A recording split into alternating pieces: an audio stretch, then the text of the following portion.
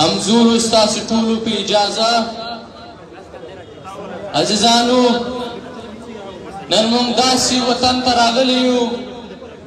داسې ننګیاله یو غیرتي خاورې ته راغلي یو د کومې خاورې ننګیالي غیرتي باتور او وطن پاله ولس د خپل وطن په دفاع کې کلک ودرېدلی دی دلته که اورنګ راغلی دی دلته که مغل راغلی دی دلته که فرنګ راغلی دی او بیا فرنګی په بل رنګ راغلی دی دې غیرتي ولس د خپل قام او د وطن دفاع ډېره مړانه کړې ده عزیزانو زه د سوات دې غیرتي ولس ته سلام پیښوم ستاسو غیرت ده ستاسو جرأت ده ستاسو همت ده چې تاسو راپورته سوئ د دې قام ته که هغه د کرښې پر دې خوا پراته دي که هغه په ګران افغانستان کې پراته دي که هغه په نړۍ په ټولو ملکونو کې پراته دي تاسو دا حوصله ورکړه تاسو دا جرأت ورکړئ تاسو دا جذبه ورکړه چې د دې خاورې دفاع نن هم پښتانه کولی شي عزیزانو دلته خبره کېږي چې موږ امن غواړو زه دا خبرې ته راځم چې موږ نن دا امن ته مجبور وسولو دا څه وجوهاتو چې نن پښتانه یوه خبره کېږي وای په مرګ به د ونیسم په تبه به د راضي کړم نن داسې پښتانه تا په مرګ نیولي دي او په تبه به یې راضي کوې عزیزانو تاسو ټول خبر یاست چې زموږ په وطن کې له تېرو 25 کاله بدامني روانه ده زموږ د وطن هغه ازلي دشمنان چې نن د پنجاب شکل اختیار کړی دی دا زموږ په وطن کې دهشتګردان راولي دې پښتون وطن کې د دنیا جان ترګر کاغه عربو کاغه چچنو کاغه د دنیا جان هغه علمي دهشتګرد قوتونو دا ټول ستا وطن ته راوړو دلته اډې جوړې کې دلته ټریننګ سنټران جوړ کړو دا یو لانچینګ پیډ جوړ کړئ له دې ځایه دا یوه خبره وشوه زه د دې وضاحت کوم چې له دې ځایه له دې پاکستانه دهشتګردان یې جوړول او بیا افغانستان ته لږل او راتلې ترهګري پکوله عزیزانو دا ترهګر چې دلته راوستو دوی ته ټول اختیار ورکړل دوی چې دلته هر څه کول و دوی ته اختیار و دلته که دوی قبضې کولې دلته که دوی بمونه لزول دلته که دوی مشران مړه کول د چا په کور ورننوتو د پښتنو په عزتونو ورننوتو دلته کې هر قسم وحشت کولی د دې شاته ریاست ولاړو و دوی دې دا منډیټ ورکړی و چې دا وطن به ته پر امن نه پرېږدې د دې وطن امن به خرابې د دې وطن بچیان به غولې د دې وطن بچیان به د کفر او په اسلام باندې به غولې او بیا به یې راخې د خپلو پښتنو په خلاف به استعمالوې بیا چې دنیا دا ولیده چې دا څه روان دي دلته خو بدامني ده دلته خو دا پاکستان د علمي دهشتګردو یو مرکز جوړ شوی دی بیا د ډالرو او د نورو ریال په خاطر په دې وطن کې بیا نامنهاد اپریشنونه شروع شو تاسو په دې سوات کې ولیدو د اپریشن برنامه باندې د سوات د خلکو سره څه چلونه نه سوه په یو روډ په یو سر کې به طالب و د بل سر کې به د فوجانو یو چیک پوسټ و پر یو باندې به هم مرګ و بېعزتي به وې شکنځاوې به وې پر بل باندې به مرګ و بېعزتي به وې شکنځاوې به وې عزیزانو په دې اپریشن کې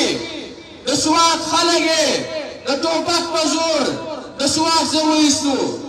و دې ته مجبور وکړو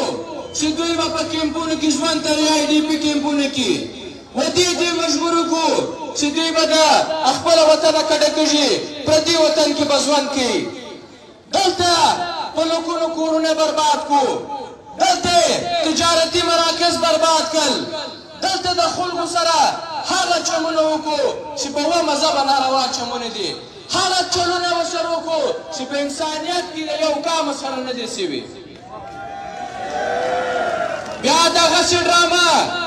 په 2014 کې APS ډرامه چې وکړه د پښتانه بچیان چې د دغه ترهګرو په لاس باندې شهیدان کړل بیا پر هغه باندې راپورته سو بیا یې په سوات باندې تیری وکړي په فاټا باندې هغه فاټا چې هغه د وطن او د خپل لکام دپاره د فرنګي سره په سلونو جنګونه کړي دي په هغه فاټا کې بیا فوجي اپریشنونه شروع کړو هلته ټینکونه راویستو هلته جټ راویستی هلته د پښتانه پر کور باندې حملې وکړې خبره دا کوله چې موږ به دلته د دهشتګردۍ خلاف اپریشن کو تا خو اپریشن د پښتانه خلاف وکړئ تا خو د پښتانه کورونه ړنګ کړل تا خو د کاروبارونه ړنګ کړل تا په زرګونو پښتانه دا د لاپته کړل دا د ورک کړل دا د اغوا کړل او دا د راواخیستل د دې چې داسې د غسر د انجامو سره د مخامخ کړل چې موږ یې بیانولی هم نه سو هغه دهشتګردان چې تا به ویلې زه د دوی خلاف لګیا یم اپریشن کومه هغه دهشتګردانو ته تا لاره ورکړه ستا په نګراني کې تا به محفوظو مقاماتو ته دا دهشتګردان ولږل تا محفوظه کړل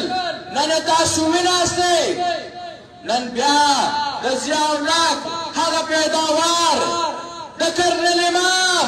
هغه شاګردان او د پرویز مشرف هغه ایروګان نن بیا په سوات کې ښکاره سوي دي نن بیا په منیر کې ښکاره سوي دي نن په دیر کې ښکاره سوي دي نن هغه زموږ د فاټا د قبایلو سیمه چې ده نن بیا یې هلته سرونه راپورته کړي دي عزیزانو دا څه وجه ده چې دا بدمرغي دا بدامني دا ادعا پسندي دا دهشتګردي دا ریاستي جبر دا د پښتانه سره ولې کېږي زموږ څه قصور دی چې موږ د داسې حالاتو سره مخامخ یو موږ دا خبره کوو چې د دې دوه وجوهات دي یوه وجه دا ده زموږ د پښتنو قامي غلامي نن ته غلام یې نن ستا ځکه غلام ده ستا د ځمکې واک دا له پښتانه سره نه دی ستا وسایل ستا لاس کې نه دي دا طاقت دا ته نه یې دلته نن ستا په ورته په دې ملک کې نن ستا واک او اختیار نشته ستا حق حاکمیت او حق ملکیت ده نشته که دا زموږ په لاس کې ولی که موږ خود مختیاره ولی که طاقت د موږ سره ولی موږ به داسې پالیسیانې جوړې کړې وی موږ به داسې حالات جوړ کړي وی چې موږ به خپل بچي هم خوندي کړي وی موږ به دلته امن هم راوستی وی موږ به دلته د دهشتګردو مخ هم نیولی وی او دلته به موږ د خپل د ژوند معیار هم بالی کړی وی خو نن لاره موږ سره نشته نن دا د پنجابي په لاس کې دی دویمه خبره دا ده دویم موجه دا ده چې دلته د پنجاب استعماري پالیسي ده د پنجاب واکدار دا غواړي چې زه به د پښتون د خاورې مالک یم زه به د پښتون مالک یم د ده په وسایلو به زما قبضه وي د ده خاورو ته به زما قبضه وي دا کار به زما لپاره د کرایې سپایانې نن تاسو یې ویناستئ نن دا ریاست پاکستان دا به پنجابي ریاست بدل شوی دی نن فوج د پنجابي استعماري فوج دی دا جاسوسي ادارې دا د پنجاب استعماري ادارې دي دلته عدلیه د پنجاب ده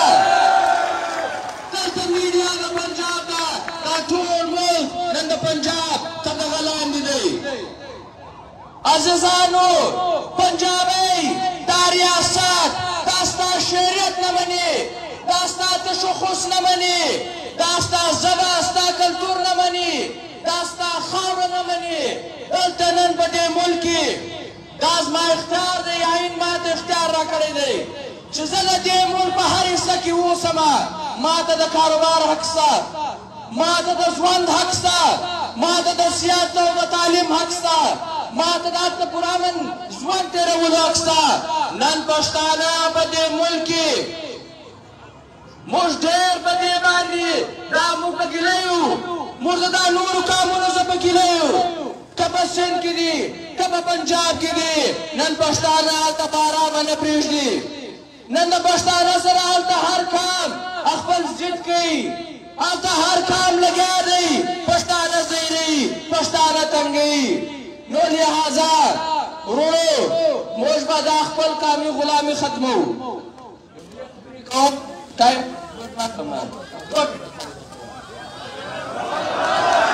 عزیزانو دلته مذاکرات روانو دا مذاکرات د پنجابي او د ده جوړ کړي ترهګرو په منځ کې روانو نو موږ دا وایو چې دا اختیار تا له چا درکړی دی ته به زما د خاورې زما د وطن زما د ولس د دې اختیار ته نه لرې که به ته به نامنهاده جرګې جوړې ته به دا جرګې اخلې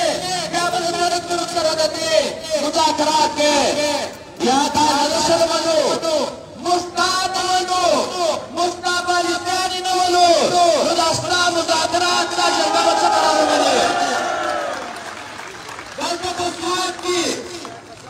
دلته په سوات کې د قاضي جرګې د سوات قاضي جرګې په بدل کې یو بله جرګه جوړه کړې ده سرکاري جرګه موږ دا فکر پرېږدو دا موږ نه قسمت ده دا موږ نه قبلو عزیزانو خبره دا ده چې د پنجاب دا جنرالان دا بیا غواړي چې په پښتانه وطن کې یو نوی جنګ مسلط کړي دا بیا غواړي چې د پښتانه بچي دا موږ وغولو دا موږ راواخلو خپل وطن په خلاف استعمال کړو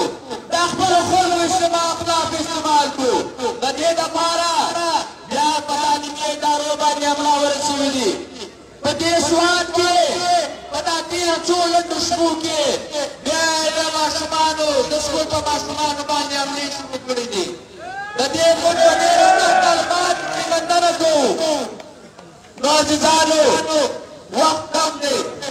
دلته ځوانان دي زه ځوانانو ته خاص کوم چې دا د جذباتو وخت نه دی دا کار دا په جذباتو نه کېږي دا په سړه سینه کېږي دا په نظام کېږي دا په نظم و ضبط باندې کېږي دا کار دا تنظیم غواړي دا یووالی غواړي دا منظمتیا غواړي دا شعور غواړي دا هغه سیاسي خویونه غواړي چې کوم خویونه د سیاسي خلکو خپل کړي دي نو تاسو زه خواست کوو تاسو به ځان منظمه کوئ تاسو زه خواست کوو تاسو به ځان په ډسپلن په دایره کې راولئ دا کارونه موږ مخکې کړي دي خو بیا یې موږ داسې خاص ګټې نه دي لیدلې په وجه د دې چې موږ منظمه نه وو نو عزیزانو ای پښتنو ای ځوانانو دا خاوره تاسو ته ګوري دا خاوره په تاسو باندې حق لري دا ستاسو مور ده دا راروان نسل تاسو ته ګوري تاسو خاص دی چې راپورته شئ د دې وطن دفاع وکړئ د دې کار خدمت وکړئ